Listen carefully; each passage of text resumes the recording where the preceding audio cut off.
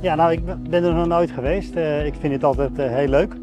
Ik heb ook meer archeologen ook in mijn familie, waaronder ook mijn oudste zoon. Dus ik vind het altijd leuk om naar dit soort musea te gaan. En ik was me niet zo bewust van het feit van de achtergrond van dit eiland als het gaat om Indianen die hier ook hebben gewoond. Dus ik vond het heel interessant om te horen van wanneer ze hierheen zijn gekomen, wat ze hier gedaan hebben. En ook wat ze allemaal gevonden hebben vond ik ook heel mooi. In de zin van dat ze die palen, er zijn verschillende kleuren in de grond, hebben teruggevonden in feite waar die huizen ook stonden. Zodat ze het ook kunnen reconstrueren.